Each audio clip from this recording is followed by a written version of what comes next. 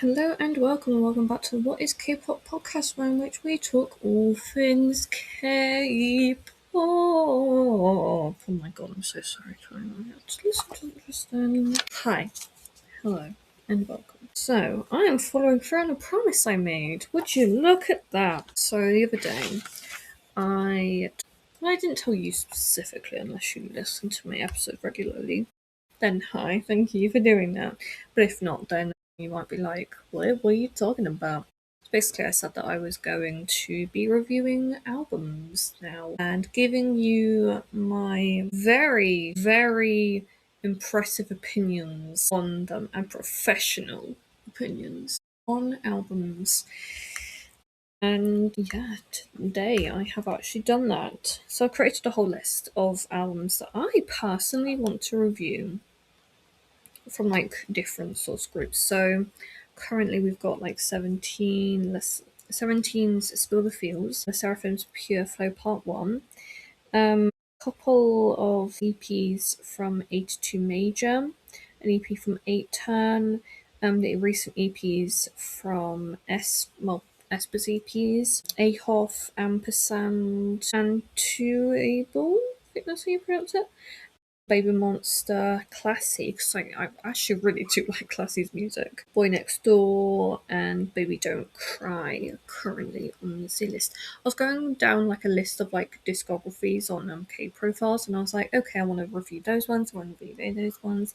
So it's kind of in alphabetical order. However, not all groups are probably going to be on that list. So at some like obviously this list will be updated as we go.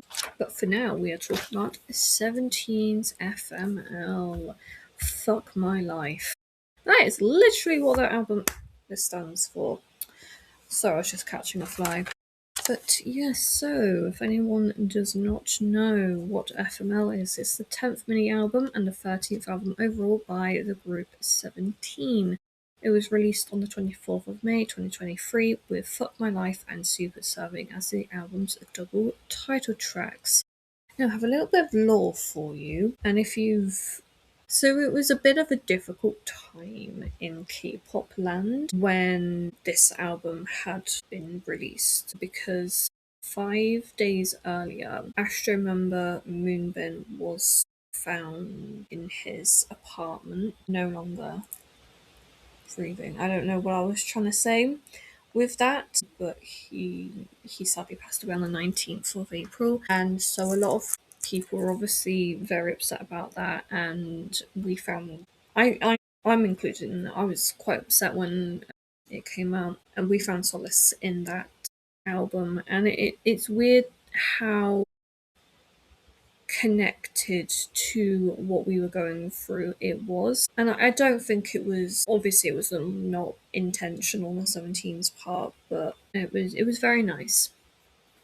So yeah, I believe that this was the first album that I was really, yeah, that I think I properly was like a full-on fan for them for, because I had been sort of a fan since their 8th EP, Your Choice, which was the EP with Right to Love in it, and then obviously Attacker also came out. They had come back quite quickly. It was only like 2 months, which is why I was like so surprised that they came out so quickly, because obviously I wasn't used to it in Western music and stuff. So it was pretty cool that these groups were releasing stuff so quickly. And then obviously I was there for Face the Sun, but FML was really the album that got me into 17. But then like God of Music kind of lost me, and 17 right here, like I was kind of not there for Spill the Fields a little bit, kind of. But now I'm just sort of not supporting the group, but I'm a bit less so, if that makes any sense. Like I still like the group, but I don't love them as much as I did before. I also don't really, in general, I think, love individual K-pop groups as much as I did kind of before, which I think is natural as you kind of get more and more into K-pop, or at least like you've been in it for a while.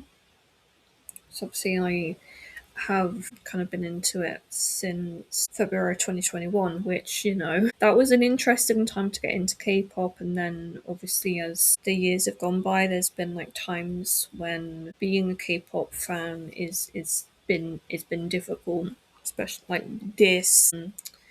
Obviously with this year 2026 has been really difficult for, like, with Mark leaving NCT, Kisung leaving in Hypen, Danielle leaving New Jeans, and on having her hiatus and potentially never coming back to the group. Like, it's been interesting, and I don't think I resonate as much with K-pop as I did when I was younger, which I think it's that's an understandable kind of thing to say, since I was 17 when I got into it, and now I'm turning 23 in like a couple of weeks time. Like, it's always going to be something that I'm into.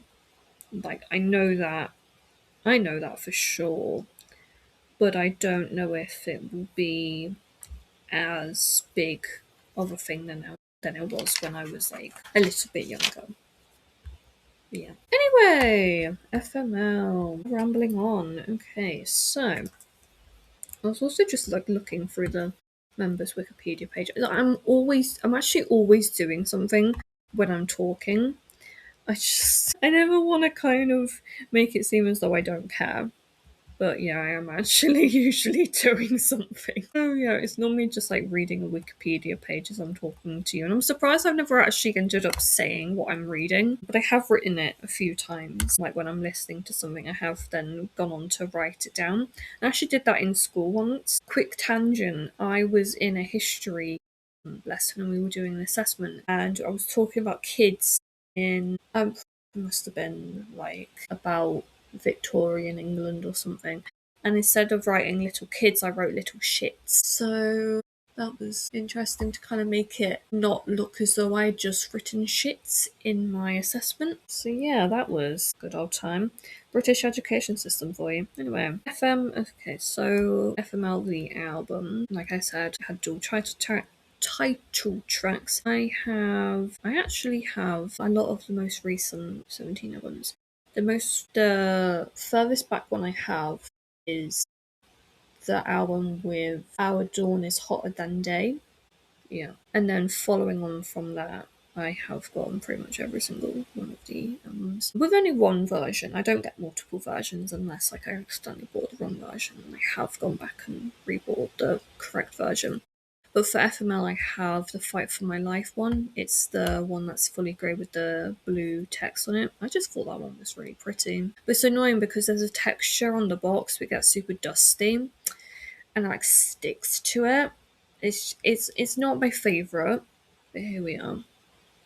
Okay, so Fuck My Life. 7 out of 10. Okay. So I do like this song. I did say it was very 2016, but in the best way. It's not a song from 17 that I would actively listen to if I could listen to different ones, but it's fine. It's a good enough song that, I don't hate a lot of things. Like, you'll never exactly hear me say I hate something, but it's not my favourite. And had I been into K-pop when I was in my melodramatic era, when I was like 12, when I genuinely thought that everyone hated me and that I was just some sort of wacko dacko weird person that, like, like the Radio Rebel thing where it's just like, oh my god, no one gets me. It's like, well, yeah, no shit, because you made people not like you, Sophie. Like, yeah, there's a good reason for that. You weren't exactly doing yourself any favors, now were you? But no, had this come out when I was 12, it would have been right there with Amnesia by 5 Seconds of Summer. That song is super dramatic too. Like, I can't take seriously those songs that are like super mellow to the point where it's like painful to watch it now. And FML, it does go there a little bit. It is a little bit intense sometimes, but it's fine. I did also put we're trying our best over here. I did like all of the acting, I especially loved Jun's hair. There is just something about 17's members' hair that I'm just like, what? Why is the hair so good? Like, why is that the thing that is good in this like whole conversation? So yes, 7 out of 10. Next we have is Super, 9 out of 10. It is that bitch for me. Like, I love this song. Why is everyone slaying? Love the outfits. Feels very Korean, which I didn't know if that could be explained at all, but it feels like a very Korean song. So that is a slightly weird statement, but I've made it and I'm sticking with it. And it probably has something to do with all the different instruments that were used during it. The music video isn't really a music video, it's more of a performance video, which I actually think matches the song very well. I also have always appreciated that 17, like 17 and Triple S, and I'm sure other groups with big member cap like NCT, like each member has like one line, like mainly with the hip hop unit, and I've noticed it with Joshua. Like, it's just, this is just what's caught my eye. You can correct me if I'm wrong, but I think those members in particular, they just get one line to themselves, and for some reason that line always sticks in my head. But then the rest of the song, it's not that I can't tell the difference between the members' voices. It's just that I'm like, I think it's because they have like a certain tone to their voice, and I think because the vocal unit, their voices blend so well together that I wouldn't be able to tell which one's which. I'm sure someone's gonna say to me, but Sophie, their voices are so distinct, and I'm not telling you no, but I like the fact that it just feels so together, like their voices are just so cohesive together that I can't pick them out. Yeah, that was a very strange sentence, but it made sense to me. Fire, that one was 5 out of 10. I don't love how aggressive it is, and I can't say I fully understand the lyrics, but I like that other people like it. Like, I love that other people like their music. You know? It's like how I don't understand when my dad likes rock music, but you know what? It keeps him happy. It doesn't always keep him quiet because then he tells us facts about it, but you know what? I'm pleased it makes him happy. And I'm pleased Fire makes other people happy. Yeah. There's also other like hip hop unit tracks that I like more, but you know, Fire is serviceable. It is him. It's here. It's what it is. It is what it is. Next we have I Don't Understand But I Love You, 10 out of 10. No one can convince me otherwise. It is like 6 feet off the ground, we are levitating, feel free to punch me. Hoshi can rap really well, and I just love that song so much. I'm just reading off my notes here. We are all 6 feet off the ground whenever we listen to I Don't Understand But I Love You. So yeah. Also, I remember the first time I ever listened to it, and I feel the exact same way as I did back then as I do now. It is just that bitch, and it knows it's that bitch, and I love that for her. I also, I wonder what the transliteration is for the Korean. I wonder if it is just the title, like the English title. Tell me, children. Translate to English. Right. Okay. So it literally just means performance team. That I should have probably clocked that. Yeah. Okay. I'm pleased I now know what that means. Then does the dust one? It might do. Are we gonna have to search? We're gonna have to search it now. We're gonna search it. Well, this is just the weird tangents we get down. Well, at least it isn't a tangent about weird stuff. At least this is semi to do with the episode. Will it always be like this? I don't know. Oh, The transliteration for the dust one is literally just dust. Alright, okay. Well, I'm pleased we did that. We went on that tangent. 6 out of 10 for dust. It has anime opener vibes. It feels like the type of thing to stick on in the background whilst doing stuff. Like, I'd probably just listen to this song whilst I'm doing my college work. Speaking of that, I need to do my college work. Oh well. And it was a nice listen. You know, I didn't love it, didn't hate it. Just kind of. I sometimes think that 17 songs can be a bit of hit or miss. Like, I like the members more than I think I like all their songs, which I think I can accept that. I think that's okay. And then finally we have April Shower 6 out of 10. Feels like the middle of a concert song they would do. Season finale type of thing. Like, I would expect that to be at the end of a season of something I'm watching. And it's a feel good song. So that's nice. Yeah. And then the overall ranking is in. I don't think anyone would be surprised to hear this, but number 6 is Fire, number 5 is Dust, number 4 is April Shower, number 3 is FML, number 2 is Super, and number 1 is I Don't Understand, but I Love You. So yeah, that is that.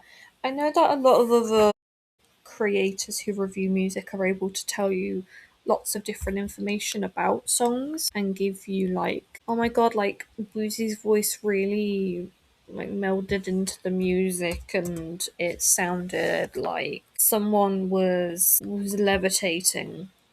And I love that those people have that vocabulary and are able to put that into words. I am so pleased for that for you. I don't know if that sounded like an insult, but I think it might have done. What I'm trying to say is, I don't have the capacity to understand music in the way that some people do, and purely on feelings, not on how the music actually sounds. You know? Like, someone can say to me, like, oh, I really liked the drum section in that, and I'm thinking, oh, I'm impressed of like how all of the songness made me feel happy or nostalgic or whatever. Like, I don't know, I feel like sometimes I feel or experience music differently to a lot of people, and that might actually be because I'm autistic, but that's kind of how that is for me. The whole colour of the album, I get sort of a grey lavendery ness. Yeah, when I'm thinking of it, which is probably because of the album's like artwork, but grey lavender. Yeah, that sounds about right. Yeah, thank you as always for listening, and on Thursday will be another album review. Bye.